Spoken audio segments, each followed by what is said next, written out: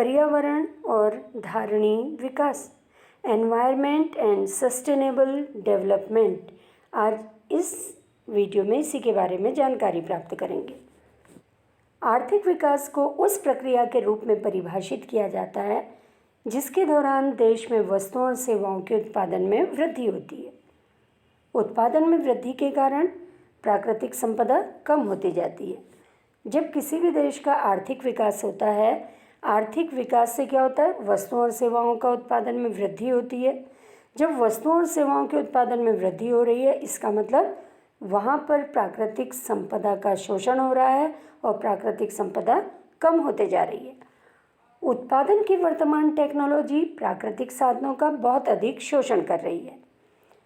यह दोनों ही प्रकार के प्राकृतिक साधन का उपयोग कर रही है, चाहे वो गैर उत्पादन साधन है जैसे कोयला, गैस, पेट्रोलियम, या पुनरुत्पादन साधन है जैसे वन, जंगल, सूर्य का प्रकाश।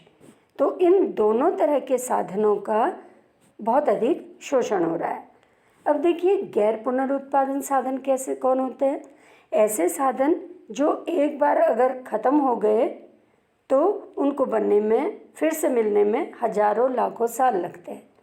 तो ये गैर पुनरुत्पादन साधन कहलाते हैं।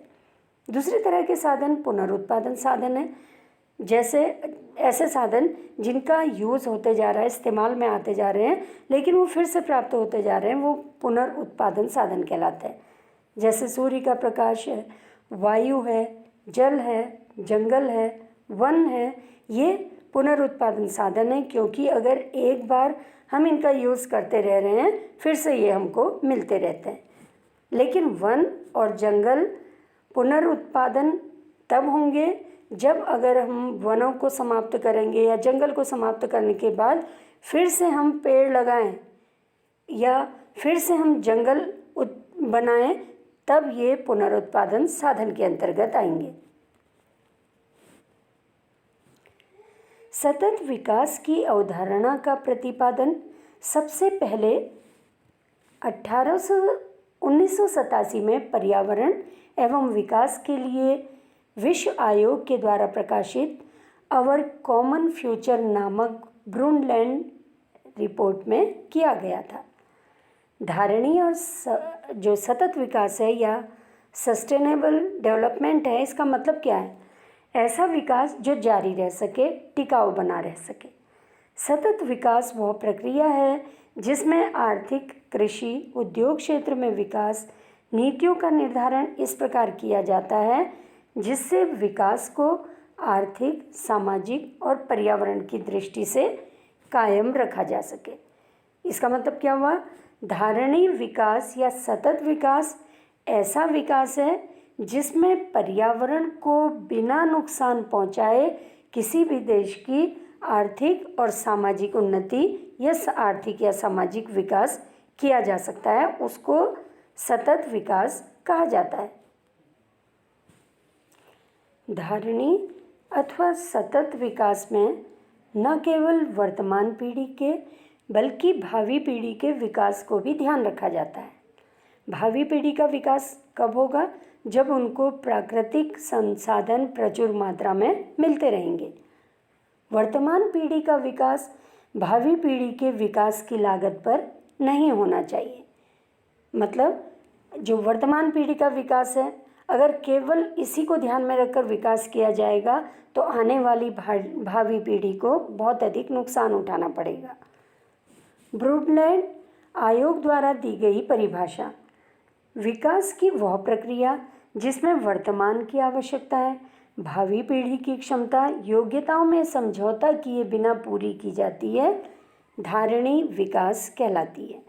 तो धारणीय विकास का मतलब हो गया ऐसा विकास, चाहे वो आर्थिक रूप से है, सामाजिक रूप से है, ऐसा विकास जो पर्यावरण की हानि को बिना पहुंचाए किया जा रहा है, वो सतत विकास या धारणीय विकास कहलाता है।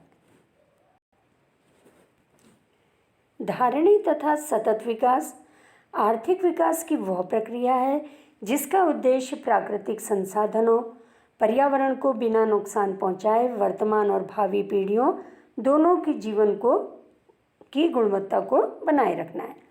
तो इसका मतलब क्या हो गया? धारणीय विकास का मतलब ऐसा विकास जो प्राकृतिक साधनों और पर्यावरण को बिना हानि पहुंचाए वर्तमान पीढ़ियों के लिए और भावी पीढ़ियों दोनों के जीवन की गुणवत्ता को बनाए रखे, उसको बोला जाता है धारणीय या सतत विकास। अब धारणीय विकास की कुछ विशेषताएं हैं। धारणीय विकास की विशेषताएं, फीचर्स ऑफ सस्टेनेबल डेवलपमेंट। तो क्या विशेषता है इसमें? देखिए, सबसे पहला है धारणीय विकास की प्रक्रिया में व्यक्तियों को प्रमुख स्थान दिया गया है। व्यक्तियों को कैसे दिया गया है?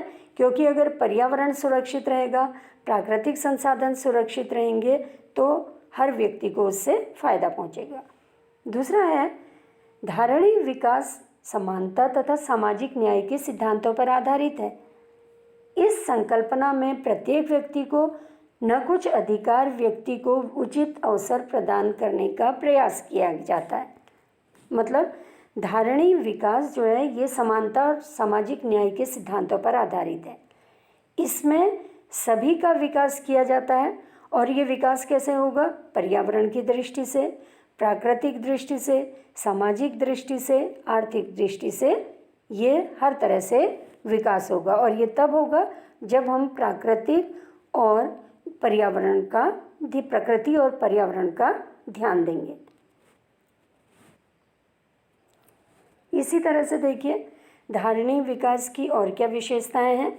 धारणीय विकास में गरीबी को कम करने पर, रोजगार पर, सामाजिक एकीकरण, पर्यावरण के नवीनीकरण पर जोर देने के साथ साथ सामाजिक क्षेत्र जैसे शिक्षा, स्वास्थ्य पर अधिक विनियोग की आवश्यकताओं पर भी जोर दिया गया है। इसमें केवल आर्थिक विकास पर ही जोर नहीं दिया है, बल्कि व्यक्ति की शिक्षा पर, स्वास्थ्य पर भी ध्यान दिया गया है। इसी तरह से अगला है धारणीय विकास प्रकृति तथा वातावरण के संरक्षण के अनुकूल होता है।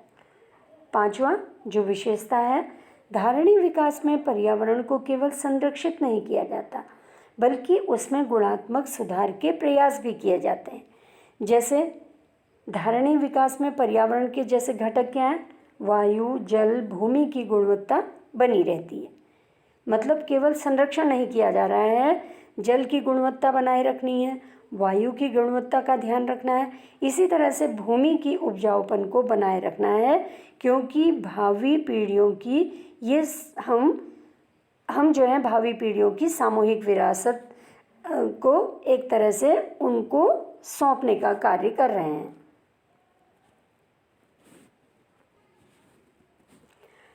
अब देखिए धारणीय विकास की कुछ शर्तें हैं। क्या शर्तें हैं? Conditions of sustainable development. पहली शर्त है कि देश के गैर पुनरुत्पादनीय और पुनरुत्पादनीय प्राकृतिक संसाधनों का संरक्षण करते हुए आर्थिक विकास किया जाना चाहिए। मतलब जो प्राकृतिक संसाधन हैं, चाहे वो गैर पुनरुत्पादनीय हैं या पुनरुत्पादनीय संसाधन हैं, इनका संरक्षण किया जाना चाहिए। दूसरा, उत्पादन की ऐसी विधियों को अपनाया जाना चाहिए जो पर्यावरण, व्यक्तियों और रोजगार के अनुकूल हो। मतलब जो पर्यावरण को नुकसान ना पहुंचाए, ऐसा उत्पादन होना चाहिए। इसी तरह से उत्पादन की ऐसी विधि होनी चाहिए जो व्यक्तियों की गुणवत्ता को बढ़ाए, उनको किसी भी तरह की नुकसान नहीं पहुंचना चाहिए। तीसरा है व्यक्तियों को अधिक से अधिक रोजगार के अवसर मिले। तीसरा जो सतत विकास की शर्त है, यह सतत विकास में जीवन की गुणवत्ता में वृद्धि के लिए दीर्घकालीन वास्तविक प्रति व्यक्ति आय की दर में वृद्धि के साथ साथ लोगों के आर्थिक कल्याण में भी वृद्धि होनी चाहिए। मतलब ये नहीं कि केवल प्रति व्यक्ति आय की वृद्धि हो रही है, उसके साथ साथ लोगों के आर्थिक कल्याण में भी वृद्धि होनी चाहिए। तो ये मुख्य 3 शर्तें हैं धारणीय विकास की या सस्टेनेबल डेवलपमेंट की। धारणीय अथवा सतत विकास की माप, मेजरमेंट ऑफ सस्टेनेबल डेवलपमेंट। अब धारणीय विकास या सतत विकास को कैसे मापा जा सकता है? तो देखिए ये धारणीय विकास की माप हरित राष्ट्रीय आय द्वारा की जाती है। ग्रीन नेशनल इनकम के द्वारा धारणीय विकास या सस्टेनेबल डेवलपमेंट को मापा जा सकता है। कैसे?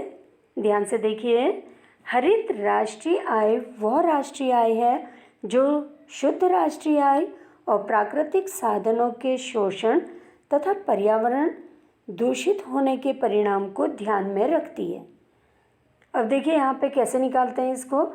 हरित राष्ट्रीय आय बराबर होता है शुद्ध राष्ट्रीय आय में से अगर प्राकृतिक पूंजी की घिसावट को माइनस कर देते हैं तो क्या निकल जाएगा? हरित राष्ट्रीय आय या ग्रीन नेशनल इनकम निकल जाएगी। फिर से देखिए इसको, हरित राष्ट्रीय आय या ग्रीन नेशनल इनकम बराबर होता है या हरित राष्ट्रीय आय को निकालने के लिए हम क्या करेंगे? शुद्ध राष्ट्रीय आय में से प्राकृतिक पूंजी की घिसावट को अगर हम घटा देते हैं, माइनस कर देते हैं तो क्या निकल जाएगा? हरित राष्ट्रीय आय या ग्रीन नेशनल इनकम निकल जाएगी। तो इस तरह से हम धारणीय अथवा सतत विकास की माप कर सकते हैं। अब देखिए शुद्ध राष्ट्रीय आय क्या होती है। शुद्ध राष्ट्रीय आय या नेट नेशनल इनकम एक वर्ष की अवधि में किसी देश के निवासियों द्वारा उत्पादित अंतिम वस्तुओं तथा सेवाओं की बाजार कीमत को शुद्ध राष्ट्रीय आय कहते हैं। इसी तरह से प्राकृतिक पूंजी घिसावट क्या है?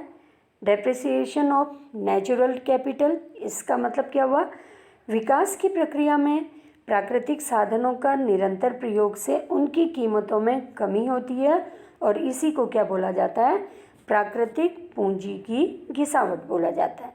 तो इस तरह से ये जो शुद्ध आय है इसमें से अगर हम प्राकृतिक पूंजी की घिसावट को माइनस कर देते हैं तो हमारा धारणीय विकास की हम एक तरह से माप कर सकते हैं। धारणीय अथवा सतत आर्थिक विकास का महत्व, इम्पोर्टेंस ऑफ सस्टेनेबल डेवलपमेंट। क्या महत्व है देखिए धारणीय विकास का। इसमें भावी पीढ़ी के जीवन स्तर को बिना नुकसान पहुंचाए वर्तमान जनसंख्या के जीवन स्तर में वृद्धि पर जोर दिया जाता है। दूसरा जो महत्व है यह है सतत विकास की अवधारणा प्राकृतिक पूंजी के स्टॉक के संरक्षण पर जोर देती है। इस तरह से सतत विकास में भविष्य में इन संसाधनों की कमी की संभावना नहीं रहती है। तीसरा जो महत्व है इसका, सतत आर्थिक विकास में प्रति व्यक्ति आय में वृद्धि के साथ साथ व्यक्तियों की शिक्षा, स्वास्थ्य, रोजगार, सामाजिक न्याय पर जोर दिया जाता है जिससे कि उनके जीवन की गुणवत्ता में वृद्धि होती है। इसी तरह से अगला जो महत्व है इसका, यह है सतत विकास के कारण पर्यावरण प्रदूषित की समस्या नहीं होती क्योंकि सतत विकास में ऐसी उत्पादन तकनीक को अपनाया जाता है जो पर्यावरण के अनुकूल होती है, पर्यावरण को किसी भी तरह का नुकसान नहीं पहुंचाती है। अब देखिए आर्थिक विकास और सतत विकास में क्या अंतर है। Difference between economic development and sustainable development, दोनों में बहुत अंतर है। आर्थिक विकास और सतत विकास में क्या अंतर है देखिए। सबसे पहला अंतर है आर्थिक विकास का संबंध वास्तविक राष्ट्रीय आय और प्रति व्यक्ति आय की दीर्घकालीन वृद्धि से है, जबकि सतत विकास का संबंध वास्तविक प्रति व्यक्ति आय की वृद्धि के साथ साथ वर्तमान तथा भावी पीढ़ी दोनों के कल्याण से है। तो ये इसका मुख्य अंतर है। आगे देखिए दूसरा जो अंतर है इनका आर्थिक विकास का और सतत विकास का या धारणीय विकास का, आर्थिक विकास में पर्यावरण पर कोई ध्यान नहीं दिया जाता, जबकि सतत विकास में पर्यावरण संरक्षण पर विशेष ध्यान दिया जाता है।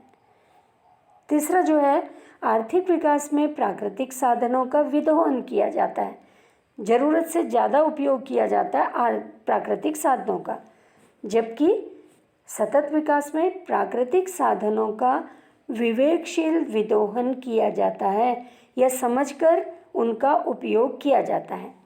आर्थिक विकास का संबंध अल्प विकसित अर्थव्यवस्थाओं की समस्याओं से है, जबकि सतत विकास का संबंध विकसित तथा अल्प विकसित दोनों प्रकार की अर्थव्यवस्थाओं की समस्या से है। तो इस तरह से ये जो अंतर है, मुख्य अंतर ये है आर्थिक विकास और सतत विकास में अंतर है। आगे देखिए, सतत विकास के लिए अपनाई जाने वाली पद्धतियाँ कौन सी पद्धतियाँ हैं? देखिए इसमें सतत विकास के लिए अपनाई जाने वाली पद्धतियाँ, strategies to be adopted for sustainable development. सबसे पहला है इसमें ऊर्जा के गैर पारंपरिक स्रोतों का प्रयोग। गैर परंपरागत स्रोत का मतलब है ऐसे स्रोत जो पर्यावरण को प्रदूषित नहीं करते हैं, जो जीवाश्म ईंधन नहीं है। जीवाश्म ईंधन क्या हो गया? जैसे कोयला है, पेट्रोल है, डीजल है, ये जीवाश्म ईंधन है जिनसे पर्यावरण बहुत प्रदूषित होता है। तो इसके बदले क्या होता है, सतत विकास के लिए जो पद्धति अपनाई जाती है ये गैर परंपरागत स्रोतों का प्रयोग होता है, जैसे सौर ऊर्जा, वायु ऊर्जा। इनसे क्या होता है, पर्यावरण को किसी भी तरह का नुकसान नहीं होता। दूसरा, साधन अनुकूल तकनीक, ऐसी तकनीक या ऐसी टेक्नोलॉजी जिससे पर्यावरण को नुकसान ना हो। तीसरा है जैविक खेती को प्रोत्साहन। जैविक खेती को अगर प्रोत्साहन मिलेगा तो इससे बहुत तरह का प्रदूषण रुकेगा। जल प्रदूषण कम होगा, वायु प्रदूषण कम होगा, मृदा प्रदूषण कम होगा। तो जैविक खेती को अधिक से अधिक प्रोत्साहन दिया जाना चाहिए। इसी तरह से कचरे का पुनर्चक्रण होना चाहिए। कचरा चाहे प्लास्टिक के रूप में है या कोई दूसरी वस्तुओं के रूप में, धातु के रूप में है, तो इनका फिर से पुनर्चक्रण होना चाहिए, उसका बार बार उपयोग होना चाहिए जिससे पर्यावरण को कोई नुकसान ना पहुँचे। इसी तरह से जैविक उर्वरक का प्रयोग होना चाहिए। जैविक उर्वरक का अगर प्रयोग होगा तो इससे क्या होगा, खेत का उपजाऊपन बना रहेगा, मृदा प्रदूषण नहीं होगा और वायु प्रदूषण नहीं होगा, साथ ही जल प्रदूषण नहीं होगा। इसी तरह से जैविक कीट नियंत्रण इसमें अपनाया जाता है। उससे क्या होता है, जैविक कीट नियंत्रण से ज़्यादा हानिकारक पदार्थ या रसायन जो हैं ये नहीं निकलेंगे। ज़्यादा हानिकारक रसायन नहीं निकलेंगे तो उससे पर्यावरण को किसी भी तरह का कोई खतरा नहीं होगा।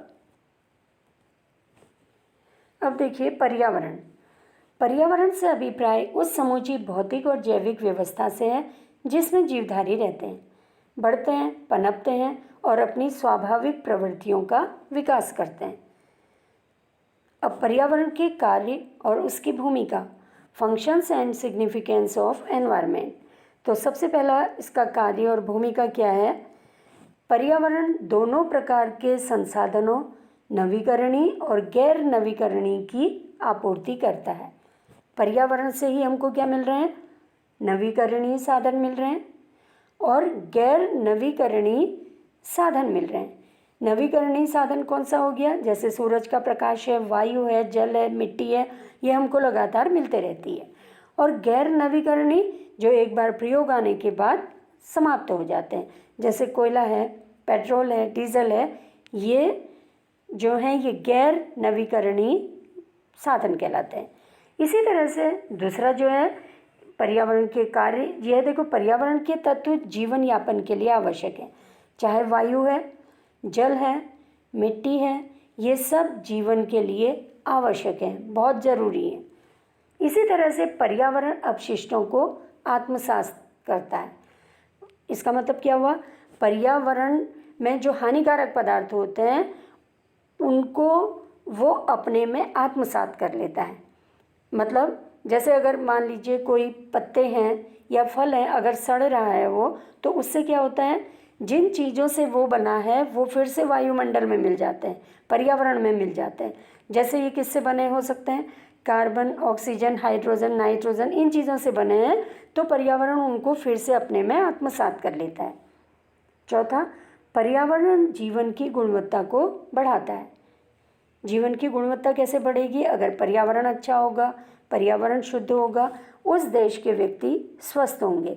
स्वस्थ होने का मतलब उनकी कार्यक्षमता बढ़ेगी, कार्यक्षमता बढ़ने का मतलब उनकी प्रति व्यक्ति आय बढ़ेगी। अब देखिए पर्यावरण के दो तरह के तत्व होते हैं, पहला है भौतिक पर्यावरण और दूसरा है जैविक पर्यावरण। भौतिक तत्व कौन से हैं इसके?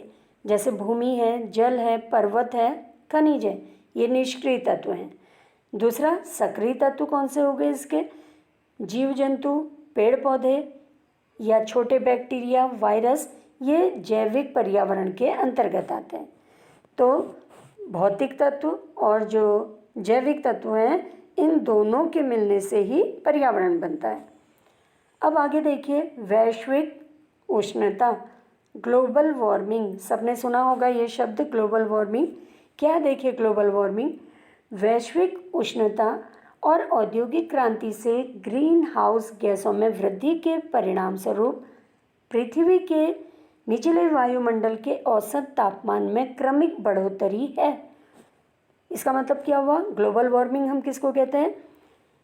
जो औद्योगिक क्रांति आई है उसके फलस्वरूप बहुत सी हानिकारक गैसें बनी हैं। ये इनमें जब वृद्धि हुई है हानिकारक गैसों में, ये कौन कौन सी हानिकारक गैसें हैं?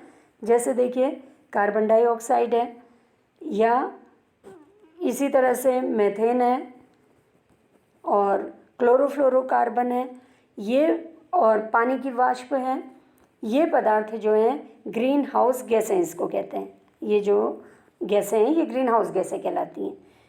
ये बढ़ रही हैं धीरे धीरे पृथ्वी में। इससे क्या हो रहा है? पृथ्वी का तापमान बढ़ रहा है, क्योंकि ये ऐसी गैसें होती हैं जो सूरज की गर्मी को ट्रैप कर लेती हैं और वायुमंडल से बाहर जाने से रोकती हैं। वैश्विक उष्णता के कारण क्या है? क्यों होती है वैश्विक उष्णता या ग्लोबल वार्मिंग क्यों हो रही है? सबसे पहला है जीवाश्म ईंधन के जलने से। कोयला, डीजल, पेट्रोल का इस्तेमाल ज़्यादा हो रहा है, तो उससे क्या होता है? हानिकारक गैसें बन रही हैं। हानिकारक गैसें जो हैं ये ग्लोबल वार्मिंग का मुख्य कारण है। इसी तरह से जंगलों के नष्ट होने से, पेड़ कट रहे हैं, पेड़ों के कटने से क्या हो रहा है? ग्लोबल वार्मिंग बढ़ रही है। इसी तरह से पशुओं के अपशिष्ट से निकलने वाली मेथेन गैस जो होती है, ये CH4, ये गैस जो होती है ये ग्लोबल वार्मिंग का मुख्य कारण है। तो ये वैश्विक उष्णता या ग्लोबल वार्मिंग के कारण है, जिसके कारण पृथ्वी का तापमान में धीरे धीरे बढ़ोतरी हो रही है। अब देखिए, वैश्विक उष्णता के प्रभाव, ग्लोबल वार्मिंग का क्या प्रभाव पड़ता है? सबसे पहला हो गया ध्रुवीय बर्फ का पिघलना। जो ध्रुवों में बर्फ है वो पिघल रही है तेजी से। दूसरा, प्रजातियों की विलुप्ति। कुछ प्रजातियां ऐसी होती हैं जो एक निश्चित ताप पर होती हैं। अगर टेम्परेचर बढ़ेगा, ताप बढ़ेगा, तो उससे प्रजातियों की विलुप्ति का खतरा उत्पन्न हो रहा है। तीसरा, बर्फ के पिघलने पर निर्भर पेयजल की आपूर्ति में पारिस्थितिक असंतुलन। तो बर्फ़ क्या होगा? ग्लोबल वार्मिंग के कारण तेज़ी से पिघलेगी, जिससे कि जल की जो आपूर्ति है उसमें पारिस्थितिक असंतुलन उत्पन्न हो जाएगा। वर्षा की असमानता से मतलब है कहीं बहुत ज़्यादा बारिश हो रही है ग्लोबल वार्मिंग के कारण, कहीं बहुत कम बारिश हो रही है, तो वर्षा की उस जो असमानता है ये तेज़ी से बढ़ रही है। फिर आगे पर्यावरण अवनति, एनवायरमेंटल डिग्रेडेशन। मनुष्य के क्रियाकलापों द्वारा पर्यावरण घटकों की आधारभूत संरचना में प्रतिकूल परिवर्तन के कारण पर्यावरण की गुणवत्ता में इतना अधिक ह्रास हो जाता है कि जीवों के लिए सामान्य रूप से, मनुष्य के लिए जो मुख्य रूप से घातक हो जाता है। मतलब जो मनुष्य है ऐसे क्रियाकलाप कर रहा है, पर्यावरण के जो संगठक हैं इसकी संरचना में प्रतिकूल परिवर्तन ला दे रहा है। अगर पर्यावरण के घटकों की संरचना में प्रतिकूल परिवर्तन होगा, इसका जो मुख्य असर है मुख्य रूप से किसको होगा? मनुष्य को सबसे ज़्यादा होगा। उसके बाद जो जीव जंतु हैं, पेड़ पौधे हैं, इसका असर सब में ही दिखेगा। अब देखिए, पर्यावरण अवनति व पर्यावरण प्रदूषण में क्या अंतर है? डिफरेंस बिटवीन एनवायरमेंटल डिग्रेडेशन और एनवायरमेंटल पॉल्यूशन।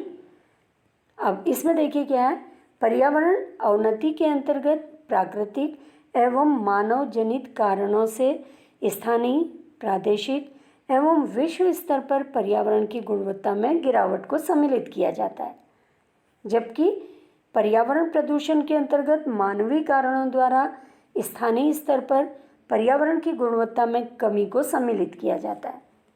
तो इस तरह से पर्यावरण अवनति और पर्यावरण प्रदूषण जो हैं ये दोनों अलग अलग हैं। तो इस तरह से पर्यावरण अवनति जो है ये प्राकृतिक कारणों से और मानव जनित कारणों से होती है, जबकि पर्यावरण प्रदूषण मानवीय कारणों से होता है।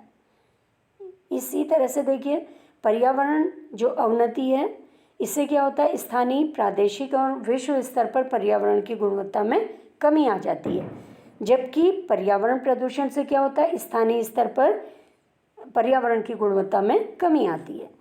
अब देखिए पर्यावरण अवनति के रूप, सबसे पहला है वन विनाश, डिफॉरेस्टेशन। दूसरा है भूमि की अवनति, लैंड डिग्रेडेशन। अब देखिए वनोन्मूलन के प्रतिकूल प्रभाव, जंगलों को काटने के क्या नुकसान होते हैं। सबसे पहला होता है ये जो उपजाऊ भूमि का कटाव होने लगता है, बाढ़, सूखा, ये स्थिति उत्पन्न होने लगती है। क्यों होता है ऐसा, अगर पेड़ कटेंगे तो क्या होगा, जो पेड़ हैं या जो पौधे हैं ये क्या करती हैं, मिट्टी को कस के पकड़े रहती हैं। पेड़ कटेंगे तो उससे क्या होगा, जो मिट्टी है ये बहेगी या भूमि का एक तरह से कटाव बहुत अधिक होगा। वन विनाश के कारण पानी की उपलब्धता कम हो गई है। वनों के अभाव में बाढ़ नियंत्रण नहीं हो पाता है।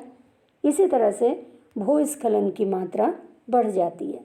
तो ये जो है जंगल काटने के प्रतिकूल प्रभाव हैं, वनों को नष्ट करने के प्रतिकूल प्रभाव हैं। इसी तरह से देखिए भूमि की अवनति, भूमि की अवनति से क्या मतलब है, भूमि की उपजाऊपन की क्षति से। भूमि का उपजाऊपन धीरे धीरे कम होता जा रहा है, कई कारण हैं इसके, तो इसको बोला जाता है भूमि की अवनति, लैंड डिग्रेडेशन इसको कहा जाता है। अब देखिए भूमि अवनति के क्या कारण हैं। बाढ़ से भूमि का कटाव होता है बहुत अधिक।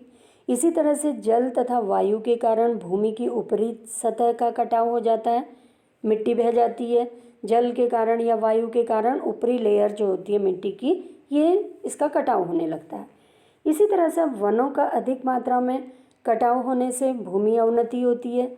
इसी तरह से अकाल से पौधे सूखने के कारण भूमि अवनति होती है, भूमि का उपजाऊपन जो होता है ये धीरे धीरे कम हो जाता है। अब पर्यावरण अवनति के क्या कारण हैं, पर्यावरण कैसे धीरे धीरे खराब होता है। सबसे पहला है जनसंख्या विस्फोट। जनसंख्या तेज़ी से बढ़ रही है पृथ्वी की, लोगों की ज़रूरत बढ़ रही है, इसके लिए ज़रूरतें पूरा करने के लिए उद्योग स्थापित हो रहे हैं और जंगल काटे जा रहे हैं। तो मुख्य कारण जो पर्यावरण अवनति का है ये जनसंख्या विस्फोट है। दूसरा है तीव्र औद्योगिक विकास, तेज़ी से औद्योगिकरण बढ़ रहा है। औद्योगिकरण होने का मतलब बहुत सी हानिकारक गैसें बन रही हैं जो पर्यावरण को बहुत अधिक प्रदूषित कर रही है। तीव्र नगरीकरण, नगर की ओर ज़्यादा बस रहे हैं लोग, नगरीकरण हो रहा है, ये पर्यावरण अवनति का मुख्य कारण है। इसी तरह से निर्धनता है, रासायनिक उर्वरकों का प्रयोग है। रासायनिक निर्धनता का क्या कारण है, देखिए लोग क्या करते हैं, निर्धनता के कारण अपनी ज़रूरत पूरी करने के लिए प्राकृतिक साधनों पर पूरी तरह से निर्भर हो जाते हैं। वो जंगलों को काटना शुरू कर देते हैं, लकड़ियाँ काटना शुरू कर देते हैं, तो ये पर्यावरण को नुकसान पहुंचाता है। इसी तरह से रासायनिक उर्वरकों का बहुत अधिक प्रयोग हो रहा है, वो पर्यावरण को नुकसान पहुंचाता है। परिवहन के साधनों का विस्तार, परिवहन के साधन बहुत ज़्यादा तेज़ी से बढ़ रहे हैं, इसमें जीवाश्म ईंधन का इस्तेमाल होता है और ये ईंधन पर्यावरण को बहुत ज़्यादा हानि पहुंचाता है। इसी तरह से नागरिक मानदंडों का त्याग किया जाता है, मतलब जो किसी भी देश के नागरिक हैं वो उस देश के जो कानून बनाए जाते हैं या नियम बनाए जाते हैं उसका पूरी तरह से पालन नहीं करते हैं। जगह जगह में लोग कूड़ा फेंक देते हैं, प्राकृतिक साधनों का ज़रूरत से ज़्यादा दुरुपयोग करने लग जाते हैं। तो ये सब कारण हैं जिससे पर्यावरण की अवनति हो रही है, पर्यावरण को बहुत नुकसान उठाना पड़ रहा है। आगे देखिए, यह है ओजोन डिप्लेशन, ओजोन अवक्षय। ओजोन क्या होता है, वायुमंडल के ऊपरी हिस्से में जो वायुमंडल का जो सप्ताप मंडल है ऊपर, उसमें क्या है, ओजोन की लेयर है। ओजोन की लेयर क्या करती है, सूरज से आने वाली हानिकारक किरणों को रोक देती है। जो पराबैंगनी किरणें हैं उनको रोक देती है, उसको पृथ्वी में आने से बचाती है। तो जब ये पराबैंगनी किरणें पृथ्वी तक नहीं आएंगी तो उससे जीव जंतुओं को नुकसान नहीं होगा। लेकिन ओजोन परत क्या करती है, अगर कमी हो गई ओजोन परत में किसी कारणवश, तो ये ओजोन अपक्षय कहलाती है। और इसकी कमी से, ओजोन की कमी से सूरज की पराबैंगनी किरणें पृथ्वी तक पहुंचने लगती हैं। अब ओजोन के अपक्षय के क्या कारण हैं, कॉजेज ऑफ ओजोन डिप्लेशन। सबसे पहला कारण तो है क्लोरोफ्लोरोकार्बन, मुख्य रूप से है इसका कारण। CFC इसको कहते हैं, क्लोरोफ्लोरोकार्बन। अब क्लोरोफ्लोरोकार्बन कहाँ से बन रहा है, क्लोरोफ्लोरोकार्बन का प्रयोग रेफ्रिजरेटर और एयर कंडीशनर को ठंडा करने वाले पदार्थों में होता है। और ये ओजोन की परत को नुकसान पहुंचाने का मुख्य कारण है CFC या क्लोरोफ्लोरोकार्बन। अब देखिए, अगर ओजोन की परत धीरे धीरे कम होते जाएगी, पृथ्वी पर हानिकारक जो सूरज की हानिकारक किरणें हैं वो अगर पहुंचेंगी, तो उससे क्या होगा, मनुष्य में त्वचा के कैंसर की संभावना हो जाती है। जलीय जीवाश्म को ये कम करता है। इसी तरह से जमीन में होने वाले पौधे की वृद्धि को प्रभावित करता है। पर्यावरण प्रदूषण की समस्या, प्रॉब्लम ऑफ एनवायरनमेंट पॉल्यूशन।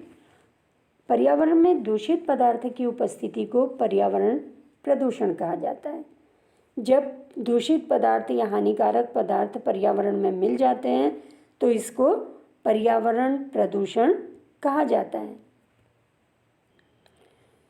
देखिए, पर्यावरण प्रदूषण जो है ये मुख्य रूप से 4 प्रकार का होता है। सबसे पहला है वायु प्रदूषण, दूसरा जल प्रदूषण, तीसरा मृदा प्रदूषण और चौथा है ध्वनि प्रदूषण। अब वायु प्रदूषण क्या है, वायु प्रदूषण के अंतर्गत प्राकृतिक व मानवीय क्रियाओं के द्वारा उत्पन्न विभिन्न प्रदूषण वायु में इस सीमा तक निश्चित कर दिए जाते हैं कि उस वायु से मानव और जीव जंतुओं पर हानिकारक प्रभाव पड़ने लगते हैं। अब देखिए, मानवीय क्रियाएं कौन सी हैं जिनके कारण वायु प्रदूषण हो रहा है। जैसे ये फैक्ट्रियां बनाई गई हैं, फैक्ट्रियों से क्या होता है, तेज़ी से धुआं निकल रहा है। ये धुआं वायुमंडल में मिल रहा है, वायु प्रदूषण को बहुत अधिक बढ़ा दे रहा है। इसी तरह से मानवीय क्रियाओं में क्या है, जो वाहन चल रहे हैं, यातायात के जो साधन हैं जीवाश्म ईंधन से चल रहे हैं, उससे पर्यावरण बहुत प्रदूषित हो रहा है। तो वायु प्रदूषण का एक मुख्य कारण ये भी है। इसी तरह से कुछ कारण प्राकृतिक कारण हैं जिससे वायु प्रदूषण होता है। प्राकृतिक कारण कौन से हैं, जैसे ज्वालामुखी का फटना, उससे बहुत सी गैसें निकलती हैं, वो नुकसान पहुंचा रही हैं। तो ये वायु प्रदूषण को बहुत तेज़ी से बढ़ा रहे हैं। तो इस तरह से वायु प्रदूषण के कुछ कारण प्राकृतिक भी हैं और बहुत से कारण मानवीय भी हैं जो वायु प्रदूषण को बहुत तेज़ी से बढ़ा रहे हैं। अब देखिए, वायु प्रदूषण के स्रोत क्या हैं, जीवाश्म ईंधन से उत्पन्न गैसें, उद्योगों द्वारा उत्सर्जित विभिन्न हानिकारक गैसें, वाहनों से निकलने वाले विभिन्न हानिकारक तत्व, परमाणु विस्फोट से निकलने वाले पदार्थ, आतिशबाजी के कारण निकली हानिकारक गैसें पर्यावरण या वायु प्रदूषण को बढ़ा रही हैं। अब है इसके बाद दूसरा जल प्रदूषण। पानी में जब कुछ अवांछनीय पदार्थ मिल जाते हैं जिसके कारण पानी स्वाभाविक प्रयोगकर्ताओं के लिए अनुपयुक्त हो जाता है तो उसे जल प्रदूषण कहते हैं। जल प्रदूषण का मतलब क्या हो गया, पानी में कुछ हानिकारक पदार्थ जब मिल जाते हैं जो अगर वो इस्तेमाल करने योग्य नहीं रह जाता है तो उसको जल प्रदूषण कहा जाता है। अब देखिए, जल प्रदूषण के क्या स्रोत हैं, कहाँ से होता है जल प्रदूषण। सबसे पहला, उद्योग से हानिकारक पदार्थ निकलते हैं और वो नदियों में मिला दिए जाते हैं। इसी तरह से सीवर लाइन का पानी नदियों में मिलाने से खेतों के जो कीटनाशक हैं बहकर नदी में मिल जाते हैं। नदियों में प्रवाहित की जाने वाले अपशिष्ट के कारण जल प्रदूषण होता है। अब है मृदा प्रदूषण। मृदा माने मिट्टी। जब हानिकारक तत्वों के द्वारा मिट्टी का उपजाऊपन कम हो जाता है तो उसे मृदा प्रदूषण कहते हैं। अब मिट्टी का प्रदूषण क्यों होता है, मृदा प्रदूषण क्यों होता है, इसके क्या कारण है? सबसे पहला है खेतों में का जो प्रयोग होता है कीटनाशक, उसके द्वारा, अम्लीय वर्षा के द्वारा। अम्लीय वर्षा कब होती है? जब हवा में बहुत सी हानिकारक गैसें होती हैं वायुमंडल में, बारिश के साथ वो अम्ल बनाती हैं और वो अम्लीय वर्षा कहलाती है। इससे मृदा प्रदूषण होता है। इसी तरह से उद्योगों के अपशिष्ट खेतों में डाल दिए जाते हैं, तो खेतों में डाल देने से क्या होता है, वो मिट्टी को बहुत अधिक प्रदूषित करते हैं और नुकसान पहुंचाते हैं बहुत अधिक। फिर अगला है ध्वनि प्रदूषण। उच्च तीव्रता वाली ध्वनि के कारण मानव वर्ग में उत्पन्न अशांति और बेचैनी की दशा को ध्वनि प्रदूषण कहते हैं। तो ध्वनि प्रदूषण से क्या मतलब हो गया?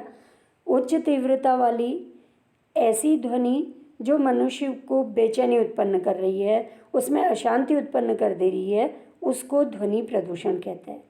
ध्वनि प्रदूषण के स्रोत क्या है, कैसे होता है? वाहनों के द्वारा, वाहन चल रहे हैं, उससे तेज़ी से बार बार हॉर्न बजाया जा रहा है या उनके द्वारा आवाज़ हो रही है, उससे ध्वनि प्रदूषण बहुत अधिक होता है। कारखानों में प्रयोग की जाने वाली बड़ी बड़ी मशीनों के द्वारा ध्वनि प्रदूषण होता है। बड़े जो विस्फोटक हैं उनसे ध्वनि प्रदूषण होता है, लाउड स्पीकर के द्वारा। इसी तरह से घरों में हम टीवी जोर से लगाते हैं, उनके द्वारा। ये सब ध्वनि प्रदूषण के स्रोत हैं, इनसे ध्वनि का प्रदूषण होता है। ये किसी भी तरह का प्रदूषण है, ये मानव स्वास्थ्य में बहुत अधिक प्रभाव डालता है। तो इस तरह से हमने इस पूरे चैप्टर में धारणीय विकास, सतत विकास के बारे में जानकारी प्राप्त की और साथ ही ग्लोबल वार्मिंग, पर्यावरण प्रदूषण के बारे में जानकारी प्राप्त की। तो इस तरह से इससे निष्कर्ष ये निकलता है कि अगर किसी भी देश का सर्वांगीण विकास करना है तो कैसे संभव होगा? सतत विकास के द्वारा, धारणीय विकास के द्वारा। मतलब आर्थिक विकास के साथ साथ मनुष्य का हर तरह से विकास हो, कल्याण हो, तो वो जो विकास होगा ये सतत विकास के अंतर्गत आएगा। क्योंकि सतत विकास में मुख्य रूप से पर्यावरण का बहुत अधिक ध्यान दिया जाता है, भावी पीढ़ियों का बहुत अधिक ध्यान दिया जाता है और साथ ही जो प्राकृतिक संसाधन है इनका बहुत अधिक शोषण नहीं किया जाता है, बल्कि इसको विवेकशील तरीके से या सोच समझकर इसका इस्तेमाल किया जाता है, जिससे कि भावी पीढ़ियों को ये लगातार मिलते रहे, जिससे कि उनके विकास में किसी भी तरह की कोई बाधा उत्पन्न न हो।